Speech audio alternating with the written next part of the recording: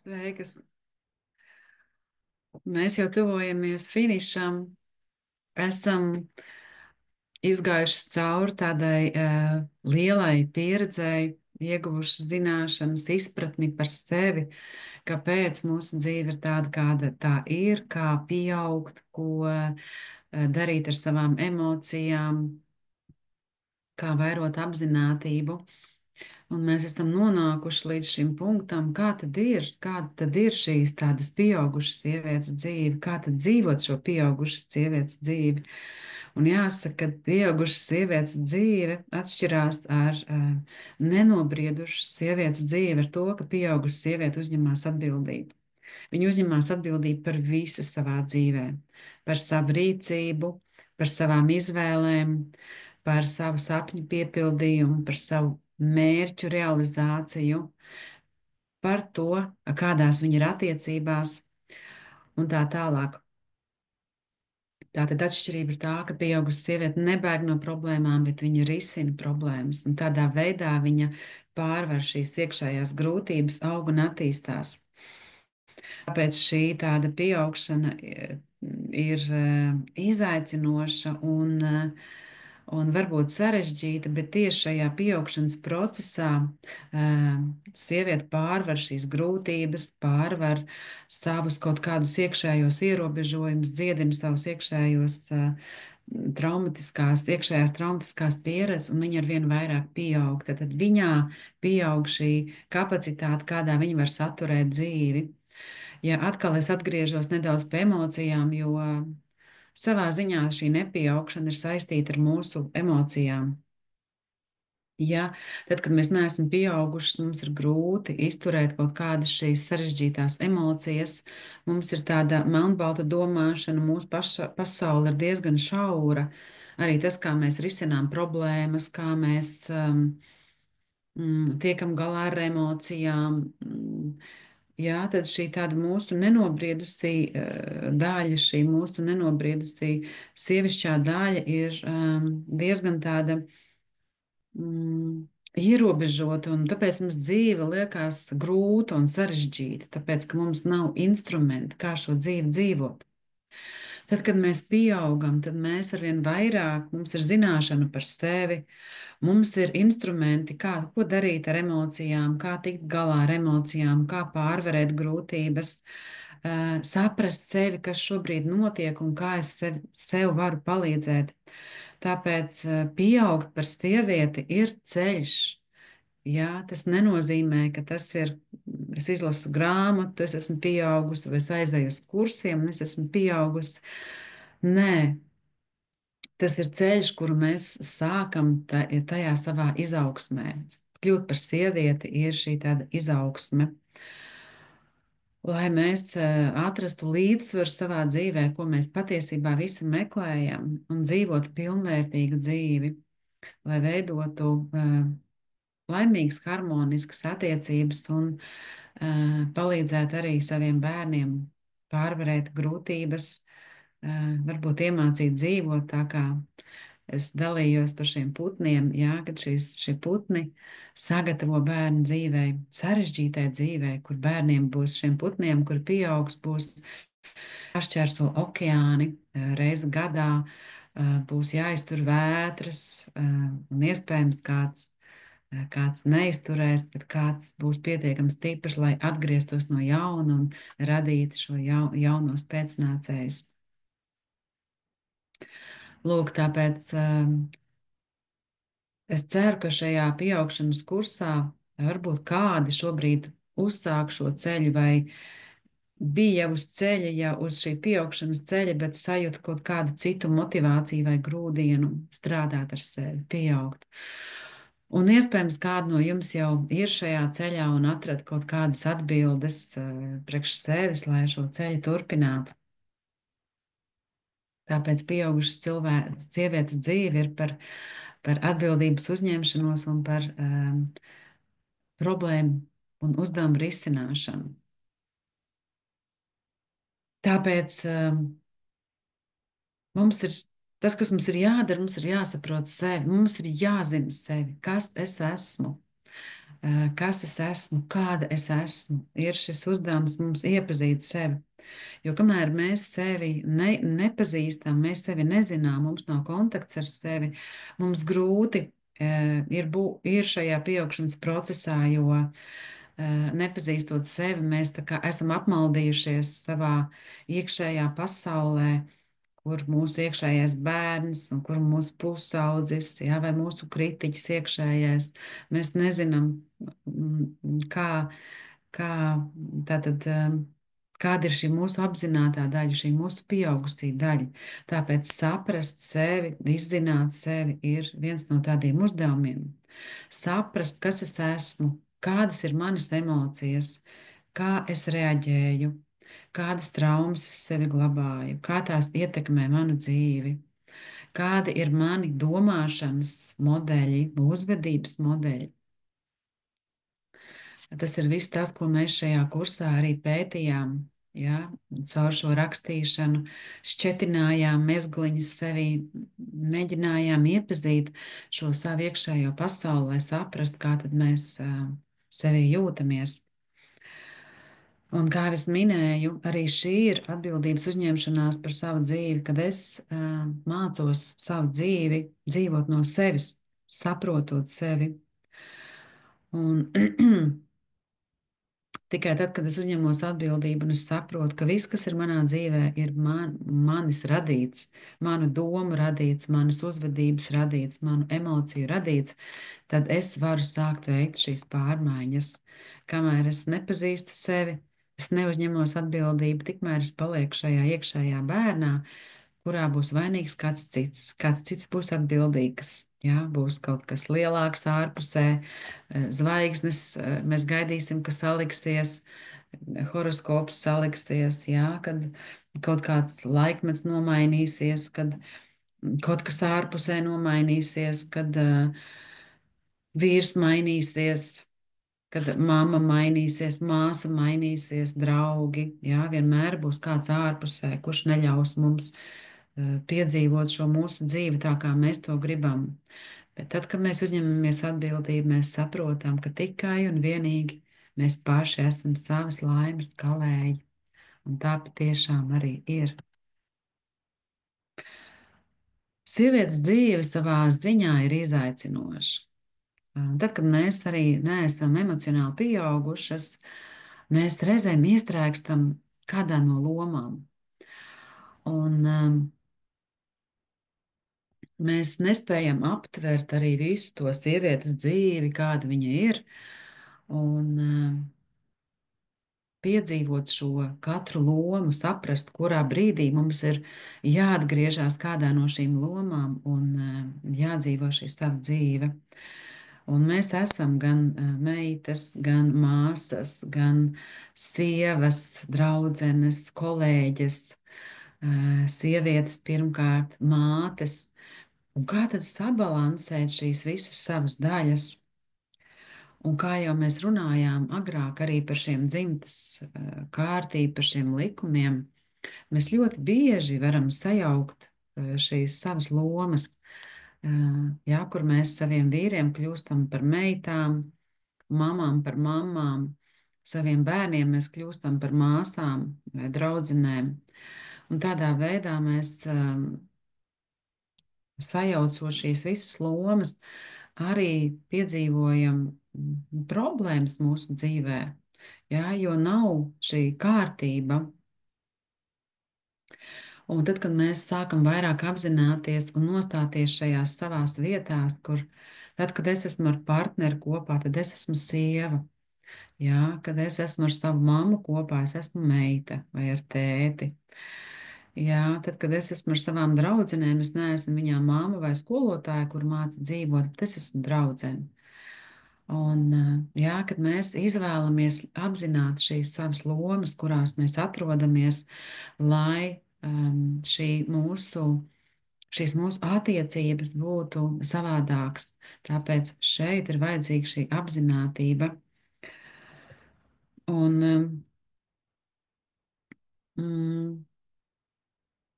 lai mēs varam jā, saprast, izvēlēties šīs lomas caur apzinātību.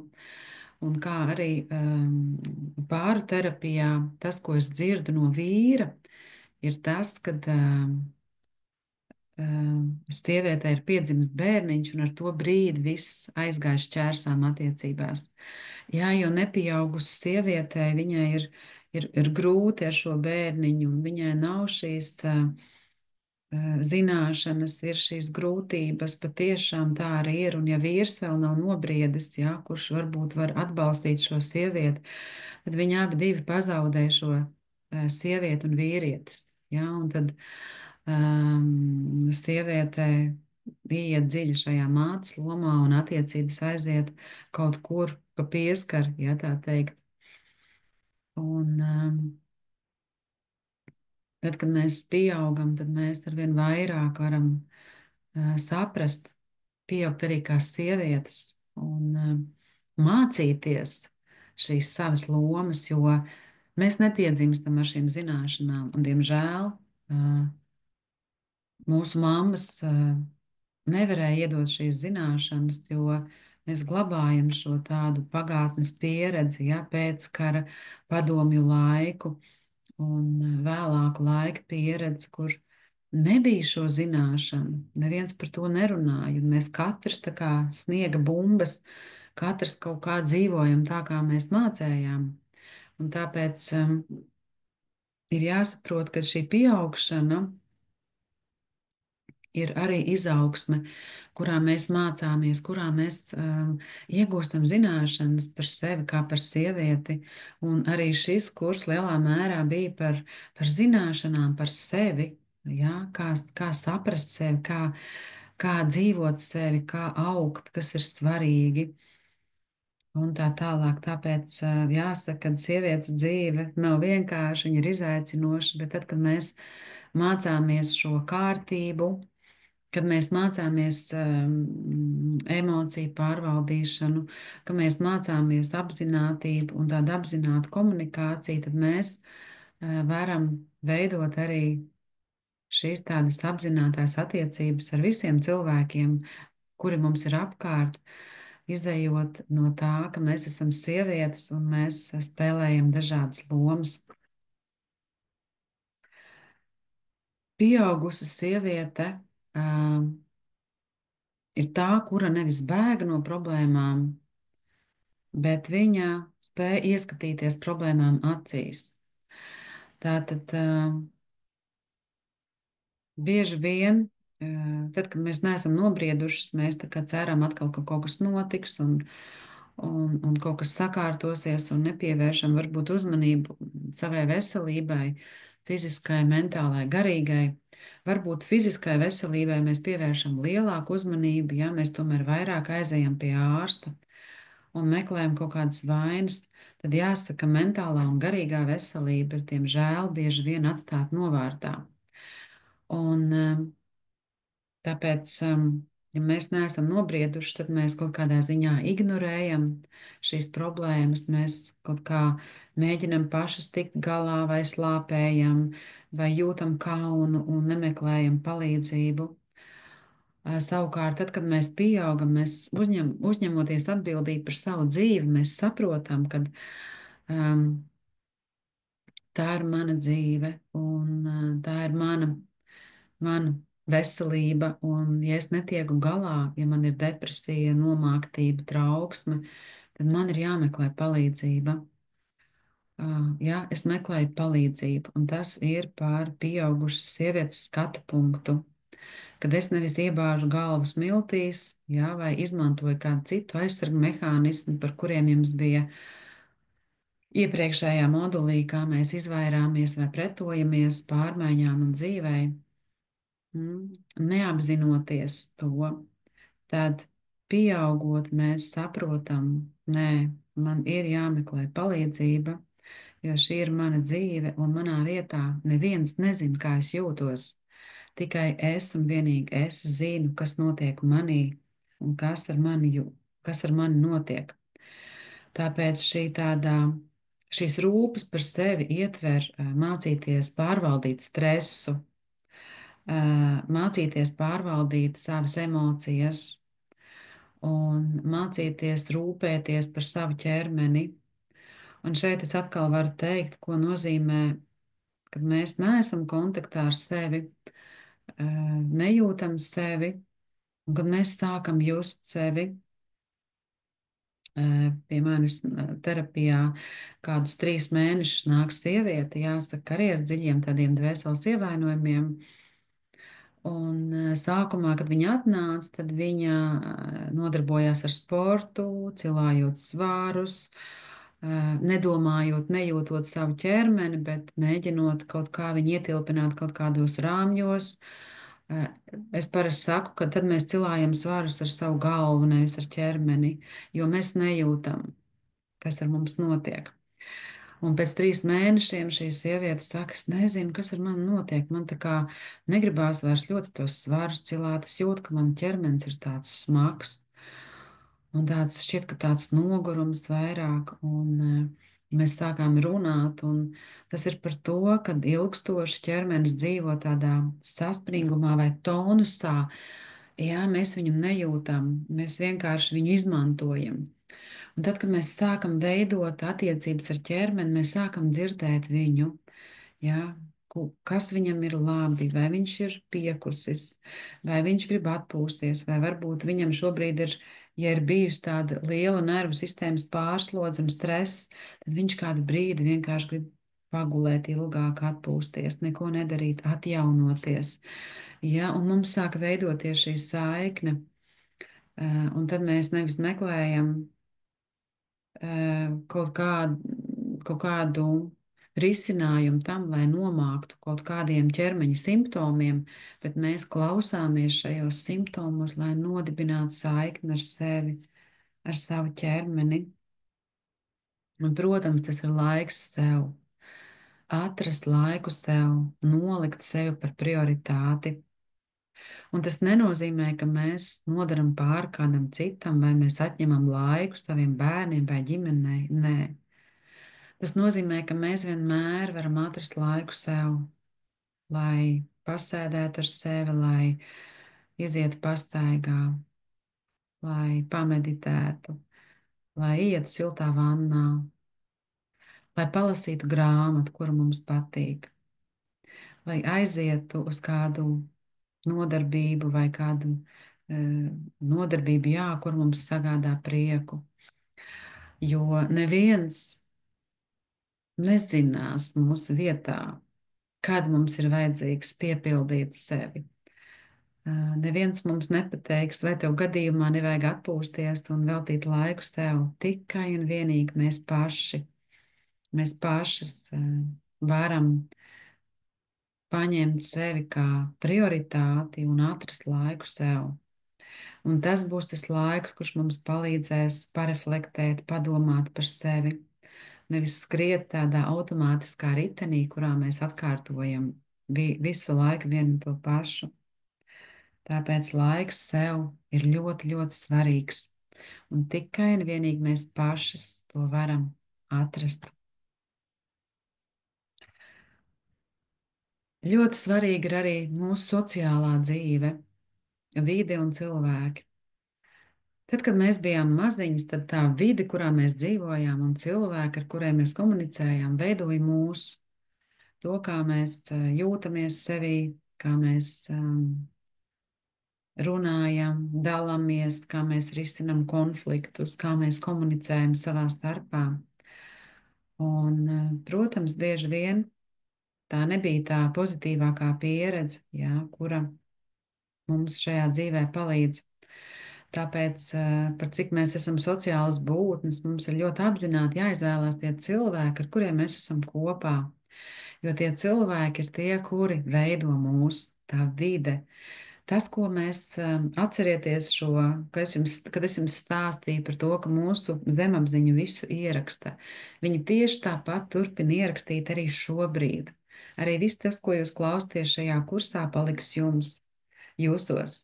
Un tieši tāpat tā vide, tas, ko mēs klausāmies pa televizoru, pa rādio, tas, kādas mēs lekcijas klausāmies, kādas mēs grāmatas klausāmies, tas, kā mēs komunicējam ar cilvēkiem, par ko mēs komunicējam, arī tas viss ierakstās mūsos un veido to, kas mēs esam.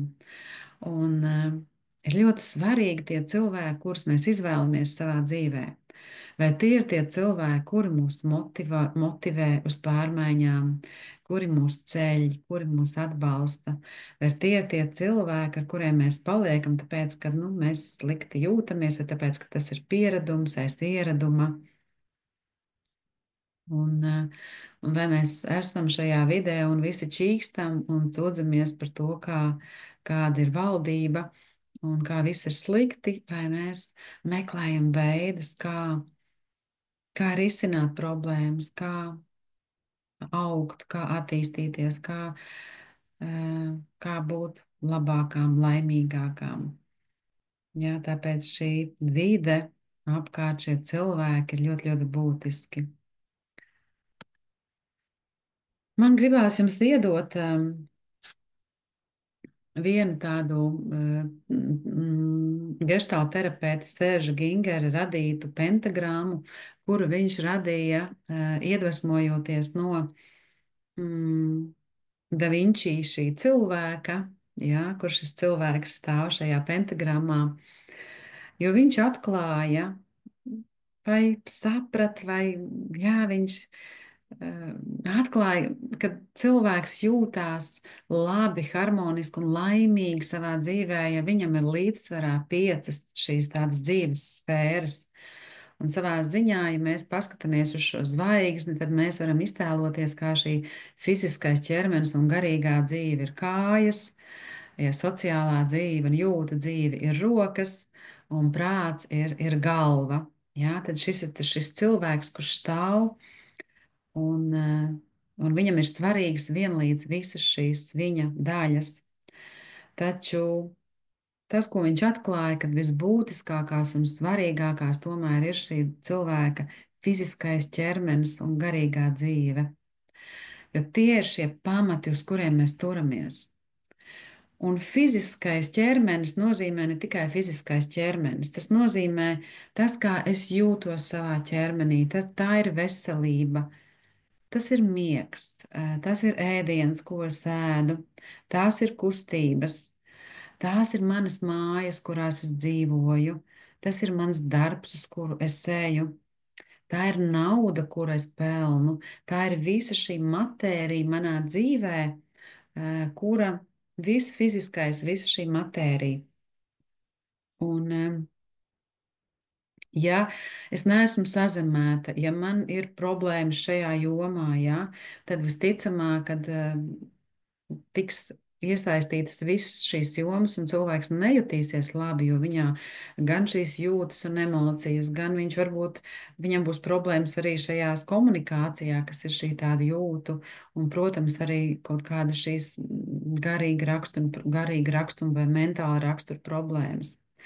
Un šī garīgā dzīve, šī otra kāja, ir šī mūsu dzīves jēga, vērtības, ka mēs sajūtam, kāpēc mēs vispār dzīvojam šo dzīvi, kādas ir manā dzīvē šīs vērtības, jā, šī tāda iekšējā, iekšējā sajūta, iekšējā pārliecība par dzīvi. Mana dzīves sajūta, šī ir mana dzīve, un es jūtu šo tādu savu dzīves kaut kādu jēgu, kāpēc es dzīvoju, un savā tajā fiziskajā ķermenī. Šie ir šie divi pamati, uz kuriem mēs varam tālāk jau veidot šo, just šo savu jūtu, emociju, pasauli un sociālo dzīvi. Un tur, kur šīs jūtas, emocijas, tur ir viss tas, ko mēs jūtam. Visas mūsu emocijas, visas mūsu sajūtas, kā mēs jūtam, ko mēs slāpējam, jā, kā mēs vispār tiekam galā ar emocijām, kā mēs mīlam, jā, šī mūsu tāda iemīlēšanās, tas viss ir par šo tādu mūsu iekšējo emociju pasauli, par šo mūsu jūtu pasauli. Un tad ir šī sociālā dzīve, šīs sociālās attiecības, attiecības ar citiem cilvēkiem, kas ir šī tāda joma, kur mēs varam sajust, cik kvalitatīvas ir mūsu attiecības. Vai mēs ejam pie cilvēkiem, vai mums ir sociālā dzīve, varbūt mēs esam noslēgušās un mums ir problēmas komunikācijā ar citiem, veidot attiecības, arī tuvas attiecības, draudzības un tā tālāk. Un, protams, prāts, kas ir mūsu tāda domāšana, analīze, ja arī tas, ko mēs šeit darījām, pašanalīze, tās ir arī mūsu zināšanas. Un šeit mēs varam varbūt padomāt, jums arī būs uzdevums tālāk par šo pentagrammu, kur jums būs varbūt jāpanalizē sevi, izējot no šīs pentagrammas, sajust, kuras šīs daļas jūsu dzīvē ir vairāk kārtībā, jā, un kuras daļas varbūt, kuras prasa tomēr kaut kādu darbu, jā, pievērst uzmanību, lai būtu šī harmonija. Jo, ja cilvēkam ir šī tāda tikai garīgā dzīve, tikai garīgums un šī sociālā dzīve, jā, un kaut kāds prāts, kurš ir ar ilūzijām, bet viņam nav šī matērija, tad bieži vien viņš ir kaut kur izlidojis no ārpus, jā, no sevis, un viņam ir problēmas realizēt to visu šajā dzīvē, jā, jo mēs šeit uz zemes varam realizēt sevi tikai caur matēriju. Jā, vai gluži otrādi, mums ir tikai fiziskais ķermenis, un mēs nedomājam par garīgo dzīvi, tad arī mums ir grūti, jā, jo mums nav šī iekšējā sajūta, jā, šis miers vai šī tāda, mm, jā, šī sajūta par to, kāpēc es vispār šeit esmu, kāpēc es vispār kaut ko daru šajā dzīvē. Tāpēc jums būs uzdevums, un es ceru, ka jūs pildot šo uzdevumu arī daudz ko atklāsiet par sevi, jā, par šo savu, par šīm savām piecām sfērām, cik harmoniski jūs jūtaties un kas jums ir jādara, lai jūs varētu justies labāk savā dzīvē. Pašrealizācija un potenciāls, jā, tāda mūsdienu ļoti tāda izplatīta tēma, kuru mēs ļoti bieži varam dzirdēt šajos sociālos tīklos. Visi meklē savu potenciālu, lai realizētos, bet jāsaka, mēs šo potenciālu ārpus sevis nevaram atrast. Jā, šis mūsu potenciāls ir paslēpts mūsos. Un ja mums nav kontakts ar sevi, ar savu šo autentisko es, ar savām emocijām, ar savām sajūtām, tad mums ir ļoti grūti saprast, jā, kas tad ir šis mūsu tāds potenciāls. Tāpēc es saku, ka mūsu potenciāls atklājās tad, kad mēs ejam ceļu atpakaļ pie sevis, ka mēs sākam sevi iepazīt, mēs sākam sevi izzināt, mēs sākam atklāt savus talantus. Iespējams, tie ir kaut kādi bērnības talanti, jā. Iespējams, tas ir kaut kas, ko mēs sākam mēģināt pieaugušā dzīvē. Jā, varbūt mēs nezinām, kāds ir mūsu talants, bet mēs sākam kaut ko mēģināt. Jā, es jūtu kaut kādu impulsu zīmēt. Jā, es aizēju, mācos zīmēt.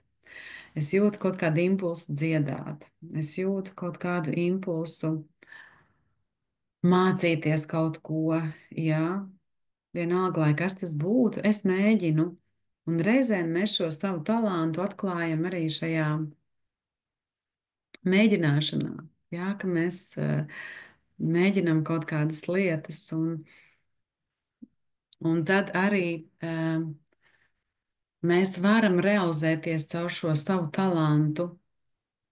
Bet es gribu teikt, ka bieži vien mēs meklējam šo pašrealizāciju, kā jau es teicu, ārpus sevis. Mums šķiet, ka tas ir kaut kas tāds īpašs, jā, kaut kāda pasaules glābšana, kaut kāda misija. Bieži vien varbūt šī realizācija ir caur to, ka mēs kādam palīdzam. Jā, es zinu sievietes, kuras varbūt neatklāja nekādus savus īpašos potenciālus, bet viņas jūt aicinājumu, piemēram, palīdzēt vājākajiem. Un tad viņas dodas kaut kur strādāt uz bērnu slimnīcu, kur viņas rūpējās par mazulīšiem, kamēr mammas nav klāt. ja, un jūt šo piepildījumu sevī, vai palīdz kaut kur citur labdarībā, vai, piemēram, ir sievietes, kuras atklāja, ka viņas ir pārdevējas. Un es kaut kad nesen biju veikalos, pāris veikalos, un sajūtu tādu milzīgu atšķirību, kur viena sieviete bija pilnīgi savā vietā, un es varu just, ka viņa mīl šo savu darbu, ka viņai patīk tas, ko viņa dara, un viņa ir atvērta, un viņai nesagādā grūtības arī tas, ja es mēru laikoju kaut kādas drēbes un piekto reizi pasaka, man tas nepatīk. Jā, tas ir viņas darbs. Un ejot prom, es viņai izteicu komplimentu, ja, cik patīkami ir iepirkties tur, kur cilvēks ir savā vietā. Un turpretī aizejot uz citu veikalu, kur cilvēks strādā, tāpēc, ka viņam tas nepatīk, jo viņam vienkārši ir vajadzīgs nopelnīt naudu. Jā, un pilnīgi ir šī tāda atšķirīgā sajūta.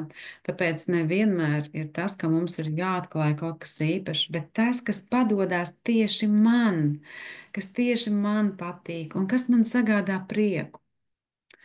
Un es varu teikt arī, ka varbūt padalīšos savā pieredzē, kā es atklāju savu aicinājumu, šo aicinājumu palīdzēt sievietēm dziedināties, augt un attīstīties un pieaugt. Un tas ir tas, ko es sāku. Es sāku iet šo ceļu pie sevis. Un kaut kādā brīdī, kaut kādā grūtā dzīves brīdī, es domāju, kas ir tas, kas man varētu palīdzēt justies labāk. Un es domāju, dēja, gribu vienkārši dejot. Un tad es sāku dejot, gāju uz kaut kādām salsas nodarbībām, pēc tam es aizgāju uz kaut kādām tādām sieviešu dejām, un tur es sāku just kaut ko, kas manī sāk mosties. Un tad, ja es sāku jau braukt es atceros, es aizbraucu uz Igauniju, uz 3 dienu tādām jau sieviešu tādu dēju. Un vienkārši sāk mosties manī šī tāda iekšējā sievišķā enerģija, šis dziednieks, kurš tālāk mani veda manā ceļā, manā dziedināšanās ceļā, un kurā es dziedināju sevi jau caur kustību, dēju, jau tālāk caur psihoterapiju. Un dziedinot sevi tālāk, manī atvērās šis tāds potenciāls, kad es varu dziedināt citas sievietes. Un, protams, es ieguvu izglītību, es mācījos un darbojos, un tas ceļš vienkārši sāk vērties vaļā. Un tajā brīdī, vai es domāju par potenciālu, nē, vai es domāju, ka es kādreiz darīšu to, ko es daru šobrīd, nē. Es vienkārši sāku ticēt un klausīt savai iekšējai sajūtai. Tāpēc šie ceļi ir dažādi, kur mēs varam atklāt šo savu aicinājumu potenciālu, bet katrā no mums ir paslēpts kaut kāds īpašs talants. Patiešām, patiešām katrā ir kaut kas, ko mēs varam piedāvāt šai pasaulē. Un tas, ko es varu piedāvāt, kaut vai tādu vienkāršu tādu uzdevumu, ja tu vēl meklē savu aicinājumu, padomā, kāds ir tavs talants, ko tev patīk darīt. Varbūt tev patīk komunicēt, varbūt ļoti labi proti klausīties, uzklausīt, jā, varbūt tev patīk palīdzēt citiem, varbūt tev patīk, jā, būt par pārdot, jā. Vienalga, kas tas būtu, varbūt tev patīk zīmēt. Vienkārši sāc to darīt, jo tu nekad nezini, kā tas attīstīsies. Plus zināšanas un plus pieredze. Jā, ka mēs to noslīpējam, jā, ka mēs darām to, kas mums patīk. Mēs stiprinam šo mūsu īpašo spēju, talantu, un kaut kādā brīdī mēs atradīsimies vietā un sapratīsim, hei, jā, te es esmu. Un būs noiets kaut kāds ceļa gabaliņš. Un, jā, šī tāda pašrealizācija potenciāls nav kaut kas, ko mēs varam atrast sevī. Tas ir ceļš, ko mēs ejam tuvāk, tuvāk, tuvāk, tuvāk, tuvāk sev. Un kaut kādā brīdī mēs atklājam šo savu dāvanu. Jā, runājot arī par šīm attiecībām. Tikai pieaugušas sievietes var veidot tādas apzinātas attiecības. Tad, kad mēs esam piepildījuši savas, apmierinājuši savas vajadzības un piepildījuši savas vēlmes, un kad mēs apzināmies, kas ir tas, ko mēs pieprasām no saviem partneriem, kas ir tas, ko mēs meklējam, tad mēs varam sākt veidot jau pieaugušas attiecības. Kamēr mēs mēģinām kaut ko pieprasīt no saviem partneriem, kamēr mēs reaģējam uz emocionāliem triggeriem, kamēr mēs cīnāmies ar viņiem, kamēr mēs projicējam uz saviem partneriem savus vecākus, tikmēr mēs paliekam šajā mazas meitenes stāvoklī, nespējot veidot šīs tādas attiecības, kurās ir šis tāds došanas, ņemšanas līdzsvars. Un tas attiecās uz visu, gan uz attiecībām, gan uz finansēm. Šī došana, ņemšana. Un, lai mēs varētu dot, ja, lai mēs varētu būt šajās attiecībās, apzinātajās un dot, nevis tikai prasīt, palikt kā mazas meitenītes un pieprasīt mīlestību, rūpes, drošību, finansiālu drošību, romantiku un tā tālāk. Mums ir pašām jāpieaug, mums ir jāpiepilda šī sava iekšiņa, jā, tas, ko mēs prasām, tas, ko mēs pieprasām. Tur ir šis iekšējais bērniņš, kurš ir neapmierināts, nelaimīgs, kurš ir nobijies, kurš ir gaida šo māmu vai tēti. Un tad mēs strādājot ar sevi, arvien vairāk sākam par sevi parūpēties, sākam sev pieņemt, sākam sevi iemīlēt un izaugam. Jā, kā es saku, mēs neatrodam ārpusē kādu ideālo vīrieti, mēs izaugam līdz tam vīrietim, ar kādu mēs gribam būt attiecībās. Mēs līdz viņam izaugam pašas. Un vīrietis atkal savukārt, ja viņš meklē kādu īpašo sievieti, tad viņam arī visticamāk līdz tai sievietei ir jāizaug, un tad mēs varam satikties. Un tikai tad mēs varam dot un ņemt. Kad mums ir ko dot, kamēr mums nav ko dot, tikmēr mēs gribam saņemt, lai piepildītu šo iekšējo tukšumu. Lai mēs dotu, mums ir jāpiepilda sevi no iekšpusītes. Un tad, kad mēs pieaugam un piepildam sevi, strādājot ar sevi, tad mēs saprotam, ka patiesībā mēs šo došanu, ņemšanu jau vēlamies jau ienest visur. Jā, ka mēs negribam kaut ko tikai ņemt, pavelti, jā, mēs neesam vairs tādā tukšā stāvoklī, ka mums ir šī tāda vajadzība. Un es atceros, kad kādreiz es arī gribēju daudz ko par velti, kursus par velti, seminārus, webinārus, visu par velti, ja? Un es negribēju iedot pat pretī laiku vai pateikt paldies.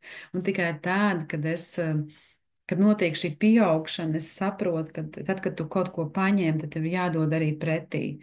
Un tas nevienmēr ir nauda, ko mēs dodam pretī. Tas ir tas, kas mums tajā brīdī ir. Ja tajā brīdī tas mums ir paldies, ko mēs varam pateikt, ja tajā brīdī tas ir laiks, ko mēs ielikam vai pašērojam, ja, ka mēs pasakam paldies šim cilvēkam, bet mēs iedodam kaut ko pretī. Jo nauda ir tā pati enerģija, tikai viņa ir matērijas veidā, viņa ir papīrītes. Ja?